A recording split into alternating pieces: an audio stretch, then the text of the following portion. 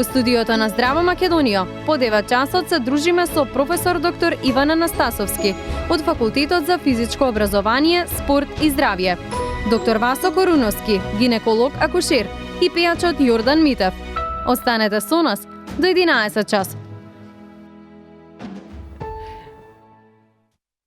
Да е вере назад во студиото со прекрасни гости со кои што ќе отвориме многу теми, како што кажа рано наутро ќе зборуваме и за здравјето и за спортот, спортската култура кај нас, но и ќе имаме убава музика, се надеваме дека ќе слушнеме нешто и во живо да отпее нашиот гостина, можеби и другите ќе ни се придружат, а денеска заедно со мене на оваа маса е колешката Александра, со која што верувам дека ќе си имаме убаво утро заедно со нашите гости. Александра, пред се добро утро за тебе, се надевам дека си добра, дека си расположена и дека ќе уживаме. Секогаш на оваа трпеза треба да го пренесеме убавото расположение и во домовите на нашите гледачи, кои верувам дека од ден на ден се побројни со оглед на идеите, разговорите кои ги споделуваме токму од тука. Па затоа и да се поздравиме уште еднаш во студиото гостите. Така, иако видовме и слушнавме во главниот форшпан, уште еднаш заслужуваат веднаш до мене доктор Васо Коруновски, гинеколог акушер. Доктор Васо, добро утро, добре ни дојдовте, како сте? Добро најдов и супер со вакво убаво друштво, секојаш убаво да се чувствува човек. Да. Така, се надевам дека ќе имаме убави разговори, па и убави фотографии во вториот дел. Нешто знаете, нешто ќе биде изненадување. Нешто ќе биде изненадување, ја не ги знам фотографиите, така да. Така, во согласност како со вашата сопруга, поздрав и до неа ако не следи. Да, поздрав до мојата сопруга, морам да кажам. Така, секако. Веднаш до вас, еден од нашите најпознати фолк пејачи Јордан Митев. Јордан, добро утро, благодарам што ја прифати поканата да дојдеш денеска тука. Добро утро, добро ве најдов. Благодарам за поканата и чест и задоволство ми е што сум вака во добро друштво, две прекрасни дами и двајца големи интелектуалци. Така, ти благодариме многу. Јас се надевам дека ќе имаме можност нешто да слушнеме подоцна во живо. Да знам дали да смислуваме веќе песни некои кои што ви може. За докторот ќе му отпеам жена за 100 години. Може. Супер. И веднаш до вас професор доктор Иван Анастасовски. Добро утро и за вас, добре ни дојдовте. Драго ни е што сте тука, бидејќи со вас имаме многу добри теми кои што одамна не сме ги разговарале, например спортската култура, како тоа се однесуваат навивачите кај нас и така натаму. Добро утро за вас и за вашите гледачи. Чести привилегија денеска да видам и ово утро со вас, со гостите и се надевам дека ќе успееме да го задржиме вниманието на гледачите. Јас сум сигурна дека ќе биде така. Кафињата ги подготви Александра, сите кажавте дека се одлични, не се ни сомневав дека ќе биде така. Дали обично вака го започнувате утрото со будење нормално, па веднаш потоа кафе или пак денеска можеби направивте исклучок? Секоја чест на кафето, многу убаво, али мене ми е најубаво се мајле Пале кој ќе ми го направи кафето, тоа што е најубаво, да. Морам да признам, да. Убаво. Дефинитивно, да. Добро, супер. Јордан, пејачите не сите можеби, но повеќето нели не се ранобудници, заради тоа што имате навечер повеќе ангажмани. Да, па јас сум од тие, нели, се издвојувам во доста работи, така да и во таа работа сум поразличен. Иако знам да легнам доста касно, доцна, но станувам рано. И така да денот почнува исто со кафе, бидејќи имаме мало детенце, керка ми најчесто не буди. Нормално. Пред еден месец, два беше околу 4 сат со бајле, сега е некаде околу 5-6. Па добро. Да. Се подобрува, значи за неколку месеци ќе биде 6-7. Да. Ќе поспиете малку повеќе. Така да, но генерално, значи станувам доста рано. Да, али кој ќе порасте, тогаш ќе легнуваш касно, пошто ќе ја чекаш да се врати. И така. Јас и Александра среќа имаме уште некоја година до тоа, но ќе дојде и тој момент кога ќе почнат да излегуваат време. Да почнат да излегуваат нашите керки, па ние ќе ги чекаме. Професоре, вие? Ја исто и како соговорниците станувам многу рано. Не знам зашто е тоа така со години, мислам дека мислата ми е најчиста наутро и можам најдобро да работам, мојата интелектуална работа се базира на пишување и на спремање активности со студентите и првим штом ќе ги отворам очите, веднаш одам да правам еспресо. Еспресото го правам сам, исклучително, тоа ми е некој вид на пасија. И затоа утрово кога понудивте македонското кафе, а не го викам турско кафе, оти турците немаат свое кафе, ние сме им го вареле, ние сме им го правиле, а не знам зашто останало терминологија турско, тоа е македонско кафе, ја не го тоа пијам, затоа и нарачав од колегата Васи ми донесе малку поинако кафе и исклучиво се базирам на тоа еспресо и потоа почна денот да планираме што како, понекогаш денот е мал за мене, а понекогаш не, понекогаш уживам во денот и дури самиот не секам воопшто да работам и да функционирам, зависи како ќе иде енергијата. Па добро, ако можете тоа да си го дозволите, зошто да не. Апсолутно.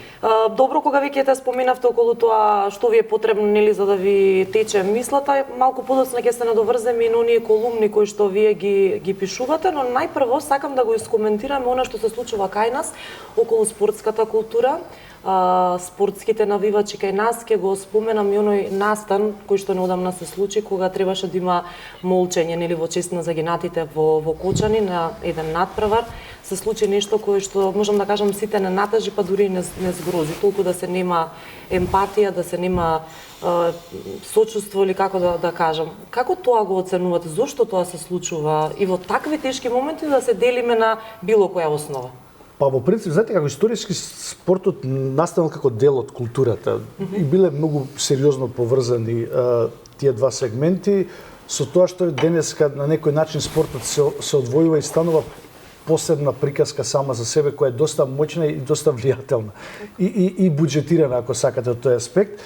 И се знаете како, кога тоа се трендовски работи, кога нешто е популарно промовирано, луѓето сакаат да бидат дел од тоа. Имате добра музика, секој сака да биде дел од таа музика, да биде дел од тој концерт, да дојде, да биде виден. И исто тоа се случува и со спортот. И сега, знаете како, градењето на таа спортска култура е многу сериозен процес и долг, за жал. Англија тука многу успешно, прецизно успева да наметне култура, ама визави на тоа што им се случи да загинат 136 луѓе навивачи на финалето помеѓу Ливерпул и Ювентус, па да општеството се свести, па да Маргарет Тачер превземе челична, затоа викате челич токму поради законите во спортот челична леди, и да ја промени матрицата на луѓето кои доаѓаат на спортот, кои доаѓаат во спортот, кои се дел од спортот, и на тој начин тие преку цврсти законски решенија изградија многу сериозна спортска култура. Кај нас, да бидам реален, да бидам искрен и отворен, се уште тоа не е така. Градењето на таа култура е многу долг процес, каде што секој еден навивач фамилиарен да дојде да го бодри својот тим или својот спортски тим или националниот тим, како сакате, секогаш кај себе има бариера, оти знае дека таму се одредена група што ги викаат навивачка група или хулигани, кои се потенцијално жариште, потенцијална бомба, дека можат нешто да предизвикат и да ги загрозат животите на другите или на сите нас, кои не размислуваме така како нив.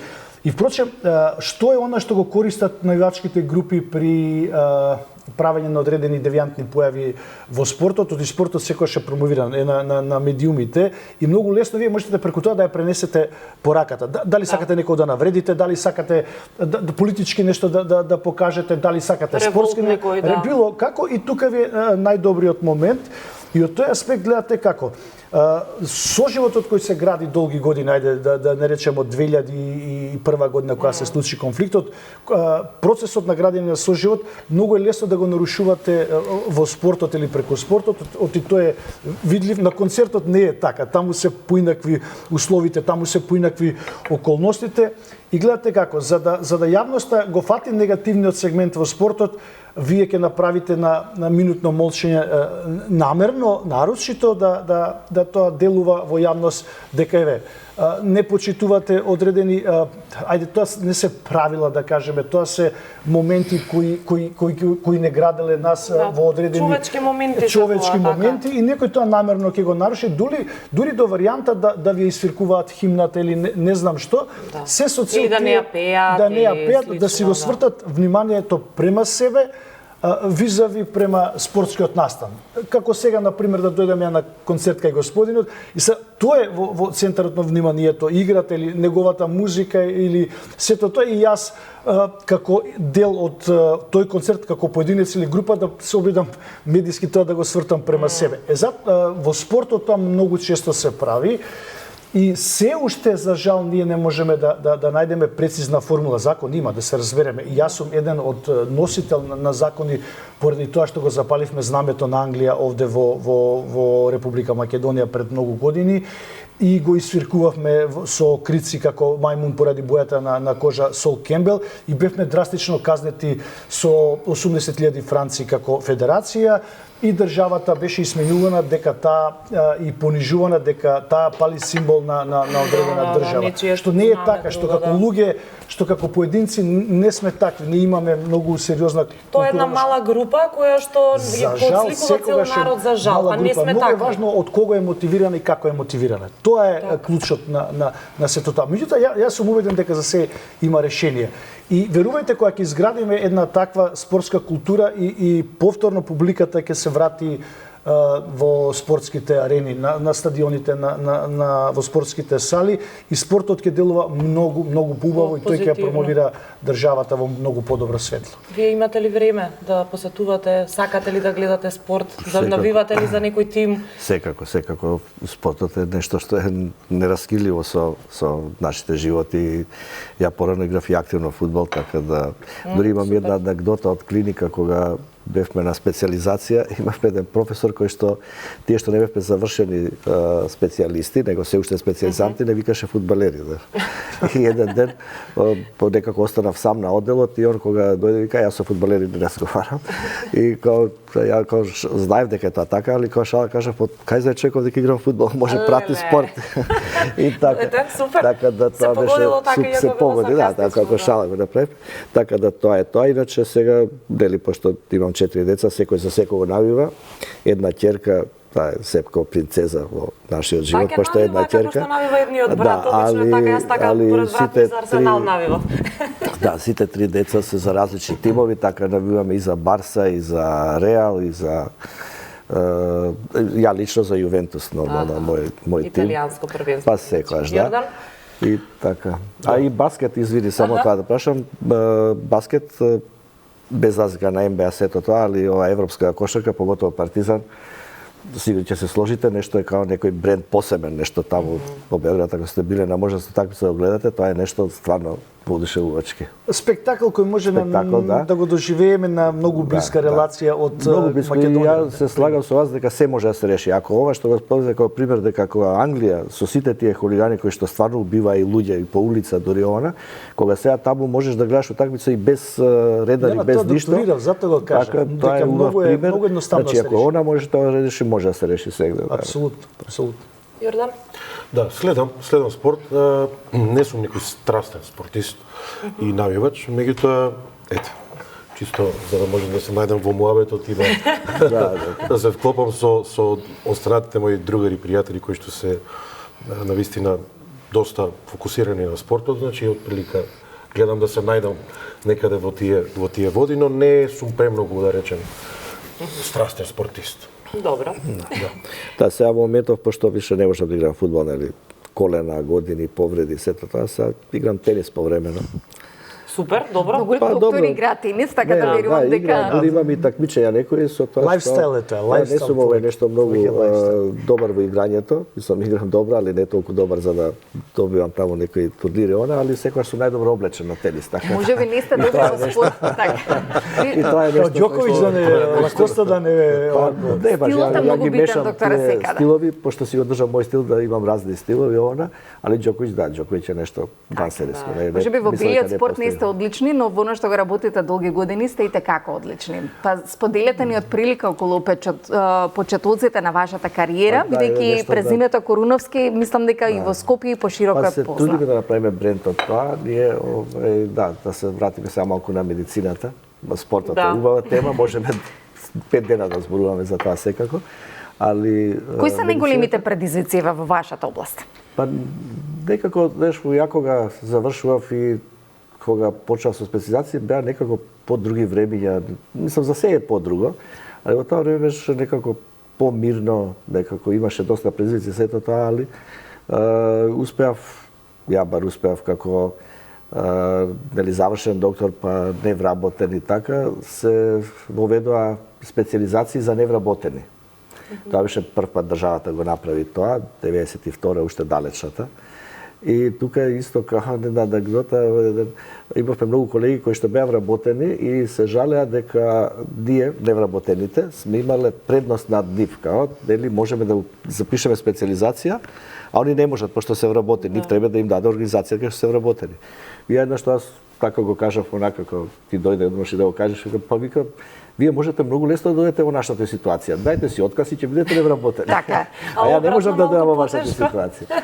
Така да кој го свати, тоа го свати и така, окей. Така да мојата специализација е меѓу првите во држава и мојата приватна ординација што отворив исто меѓу првите 4 во државата, така да малку имав тука некоја среќа, некоја идеја, може повеќе од другите. И еве до денеска работиме, првата ординација ми што е далече 92-93, специализацијата исто тогаш, со тоа што ја и кога почнав со специализацијата, престанав да работам во општата ординација, запослив други луѓе, затоа што по мене мислам дека не можеш да си на 2-3 полиња, 5, 6, 7 успешен. Така. Кој може секоја чест, ја не можам. Ја си работам мојата работа, ја дури некогаш дури смешно е да се каже, али ја дури не сакам сијалица дома да сменам. Значи, сима кој што е за тоа. Ја си работам мојата работа и толку. Така да успеав меѓу првите исто и да завршам специализацијата. После тоа Да, 2007 се отвори приватизираше здравството, ординацијата. Да, пошто целото здравство се приватизира примарно и ние моравме сакранеки што бевме под МВР, зградата на МВР, така и затоа го задржавме името Коруновски МВР, за да се знае кај сме, нели што сме. Како локација. Така и сега сме веќе од таа ординација што нели државата ја приватизира како и се друго. Успеавме, сега сме веќе и 4 вработени, 4 доктори, 13 вработени. Поздрав до целата моја екипа. Подосна малце ќе ги видиме и на фотографии, на фотографиите така. Таму после испадна и пошто и сопругата заврши специализација од гинекологија, така да сме сега се подобри и подобри. Како добри гинеколози, со кои проблеми најчесто се соочувате? Денеска младите се брзо и на помлади години влегуваат во сексуални односи. Многу често повозрастните со оглед да се реализираат како родители, па имаат проблем со реализирање на дете. Така да каде ни е од една крајност во друга крајност? Има секако, значи од секогаш имало луѓе да порано почуваат и не, значи во старо време ќе видите дека на 14-15 години ги мажеле, ги женеле, така да и тоа не е различно, меѓутоа така стапувале барем. Ова се други времења, пошто сега има голема слобода, социјалните мрежи поготово се доста виновни за тоа. И тука би кажал една стварно интересна работа што сум ја приметил, може би професорот ќе каже подобро, пошто он од научна гледна точка ќе го каже тоа. Знаеш, кога нешто читаш книга, пример, или кога вестниците порано што беа. Значи имаш крај некако. Јас да ја почнав од позади да ги читам, ама пак имаат крај некако, знаеш. А ова со телефоните, значи кога ќе почнеш да сховаш, нема крај. Си кроиш и затоа и се ај ова, и изгубиш многу повеќе време и така. И така да тие социјални мрежи се можат да видат. Значи буквално се и она што треба и она што не треба. Ретко кога може некој достигнување да се користи само за убави работи, значи некаш и тие негативни работи, хулиганство, сето тоа, они го гледаат значи не може децата тука да ги запреш. И нормално и во сексуалното однесување така истото тоа се може да се види, се може да се најде. Треба да се обратат кај стручни лица за вистински но прагот е навистина многу поместен. 9-10 години. И затоа е подобро ако некој се свести или да родителите му објаснат или дека за било кој проблем треба да се обрати на адекватно место. Кај нас е многу убаво ако некој дојде, затоа што ние не само што ги правиме прегледи, него и доста објаснуваме млади особи кои ќе дојдат како да се однесуваат во тие почетни или кога се уште не знаат што како, или ако има нешто да дојде да видиме што е тоа. Не, ми кажа другарката, ја треба ова да земам и така. Да, бидејќи секое тело е различно. Затоа секое тело е различно и секоја ситуација е различна. Не можеш да кажеш дека истото ќе биде за сите. Сето е индивидуално. Некоја може има вакви проблеми, онакви проблеми, ама да се од друга природа. А некој ако ги река слични би се проблемите и да го користи истиот лек, не оди. Значи мора да си дојде на лекар и затоа и одиме на варијанта дека дури што се за повозрастите, тоа важи, значи еднаш годишно посета на гинеколог би било една од работите кои што секоја жена може да си дозволи и секоја жена да си направи најдобро за себе. Значи, ако нема никакви проблеми, али еднаш годишно секако да дојде на преглед. Тоа би било онака баш убаво и јас се радам од сите овие вакви емисии дека ќе допреме и бар, ако ништо друго, бар тоа да им остане во сеќање, дека еднаш годишно си го посети својот гинеколог. Превентива во здравството. Превентива, да. Па превентивата е не џабе она кажува подобро да се спречи него да се лечи. Така. Тоа е секогаш најдобро. Ако ти на време следиш дури најтешките ситуации, да кажеме некои карциноми кои што карциномот не може одеднаш сега го нема и одеднаш до денеска немало, утре го има. Ние тоа е така затоа што тогаш ќе го откриеш, али факт е дека тој има развоен процес. Так. Значи, развојот процес си оди и не може да од најдобро одеднаш се добила некоја болест, значи тоа си има развоен процес. Ја ти ги фатиш во тие први стадиуми, еве како карциномот на грлото на матката. Ако го фатиш во стадиумите пред канцерозни стадиуми, ќе го излечиш многу лесно. Ама баш многу лесно без никакви последици, пошто поентата не е само нешто да излечиш, него и таа жена која ќе излечиш да се и биде зачувано. Значи здравје и живот, а и репродукцијата. Значи не она се излечила, се извадил све. Него да остане и репродукцијата. Тоа се прави и е можно ако ние го фатиме во тие пред стадиуми. Ќе продолжиме да зборуваме на таа тема и ќе зборуваме и за некои други состојби инфекции што може да се случат и да се превенираат, но дали може да направиме една кратка пауза со малку песна? Јордан, знам дека ти најубаво се изразуваш преку пење. Иако може да ни кажеш пред тоа и преку авторство. И преку авторство секако. Малку луѓе знаат периодов каде си, што правиш? Јас сум автор на сите мои песни. Која е она песна која што од срце сте ја напишале и веднаш што знаеле дека тие стихови кои што сте ги преточиле во песна биле вистински? Па сите се напишани од срце. Некаде околу 100 досега. Браво. Сите се од срце напишани. Меѓутоа една од кои што најмногу допре до публиката, до сите слоеви на публиката, тоа е Наздрави за љубов, наздрави за среќа. Извонредна. Па ајде таа да слушнеме, може? Оди песната оди вака. Само ја мислам Наздрави за љубов, наздрави за среќа, наздрави за секој ден. Животот е еден и тој не вреден, ако не го живееш. Не знаеш ли доктор? Ке наздрави го со чаша вода. Требаше да запеете и вие. Па добро, мене не ми дал Ајде Господ. некоја друга. Не ми Сакате дал што Господ ви е за омилена? глас да можам да пеам, иначе оваа песна стана омилена и нема место каде што не се пее. Ајде некоја друга што ви е вас омилена, Јордан, додека веќе се загреа, уште нешто, уште еден рефрен да отпееме. Ја мислам да не ти е омилена, таа со 100 години си жена. Јас слушавме са Вајлема, може да отпееме. Да не ти е таа Разговараме омилена. за таа песна кога ја напишав. Да, само еден момент извини. Иначе гинеколошка песна е Ние живот и една жена. Таа е гинеколошка песна, да. Кога ја напишав Жена за 100 години, пред емисијата разговаравме, еден мој следач вика Јордан, песната е супер, ама 100 години, многу бе човек, дај намали малку. Инаку песната оди вака рефренот. Ајде. Жена моја си за 100 години до последен здив со мене остани.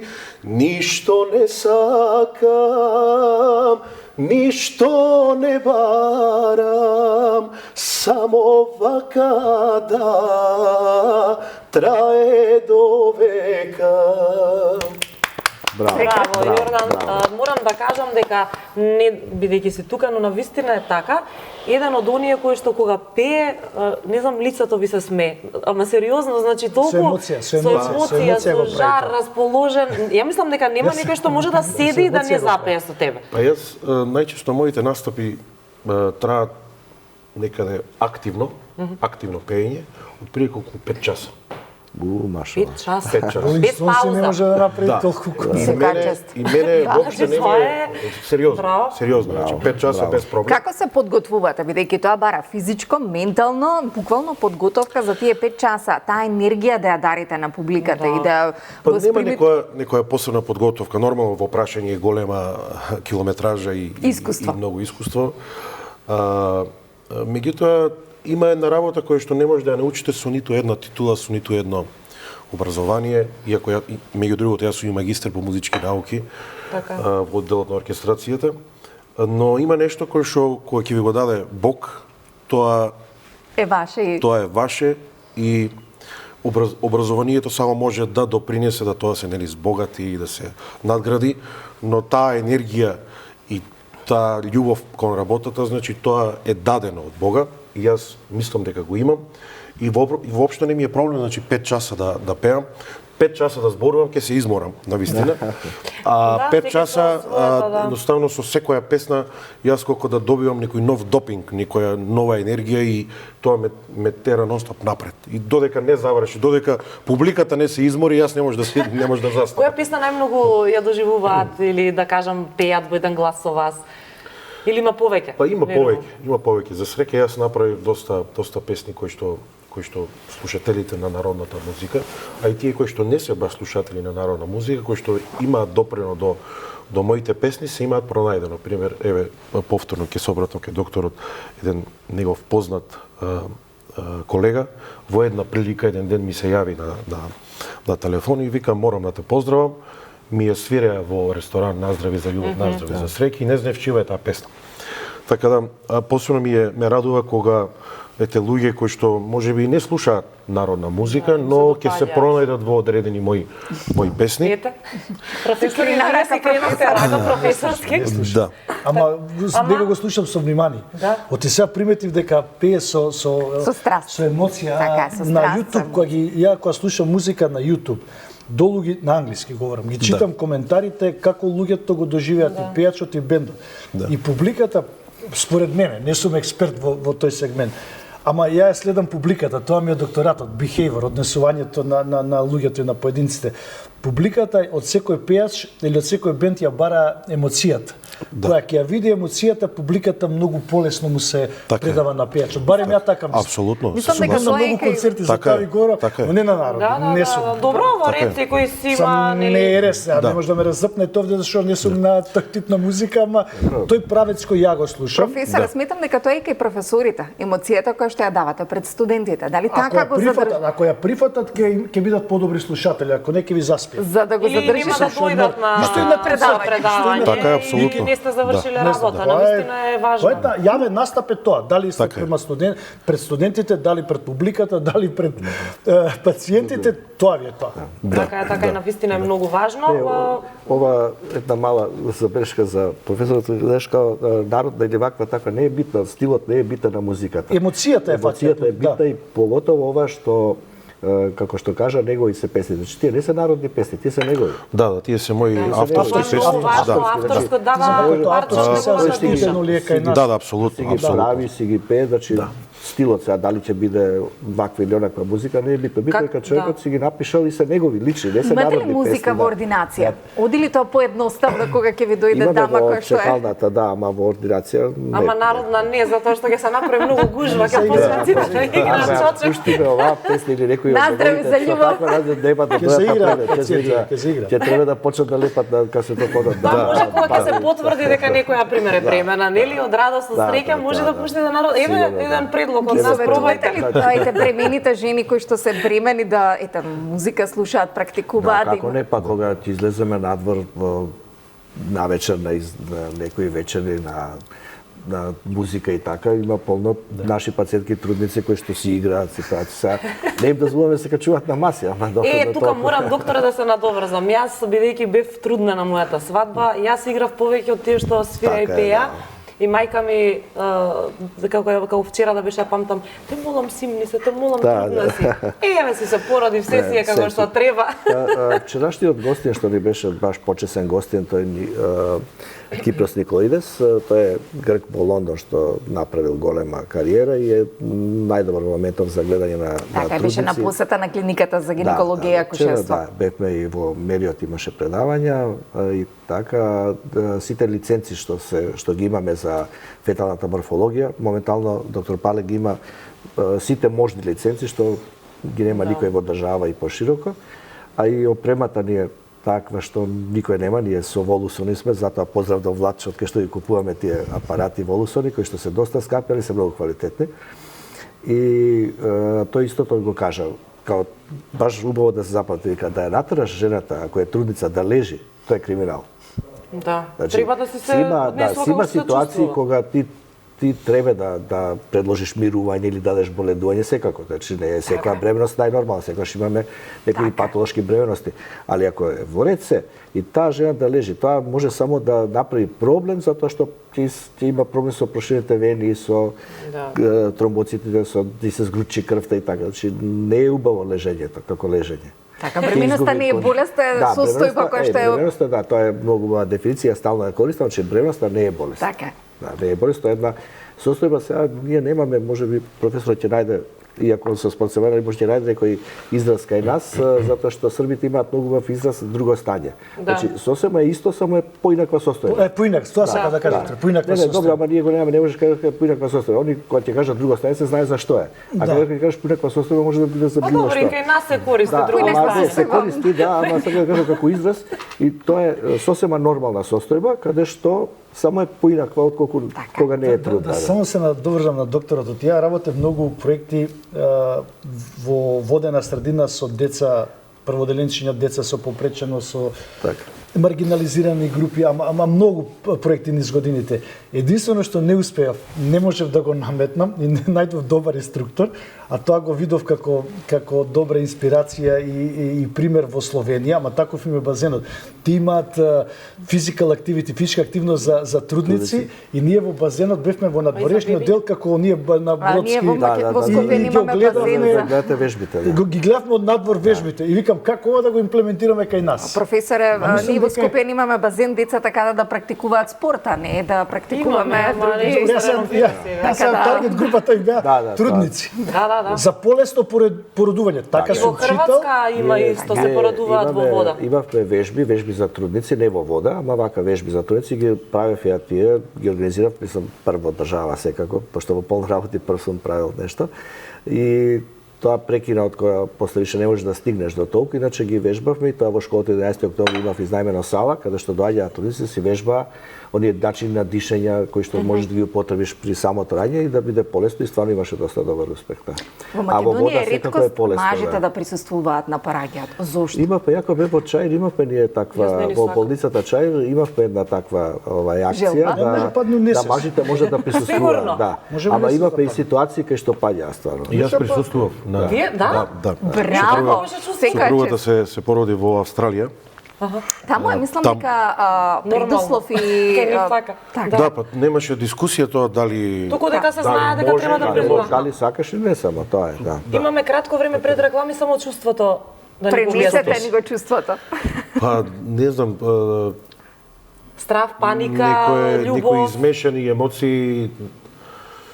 Во секој случај, како да кажам, Дали им пеевте додека таа се поради? па не баш. Не баш, меѓутоа до тој степен бев да речем професионален, чекам сопругата да се повреди, а имав закажано интервју. И на некој пола сат пред пораѓање јас на телефон во друга соба давав интервју по Значи, така да. какво интервју, тоа би било ексклузивно. Ексклузивно, Секоја да. чест на тие таму кои што ви правеле интервју. Во секој случај едно така чудно искуство за маж да биде присутен. Кај мене не може тоа, пошто ја кога бев во родна сала, секој ден, така да и сите мои 4 деца, јас сум бил на раѓање. Така да не можам да кажам Вие немавте дека не избор, сме- вие моравте да... Вие сте ги донеле на свет, функција. што е навистина Да, извонтрадно. По да, функција така сте да. били. Одиме со реклами, за кратко се враќаме. Верувам дека е до сега интересно, ќе биде исто така интересно и во вториот дел, бидејќи ќе погледнеме и некои фотографии од гостите. Останете со нас.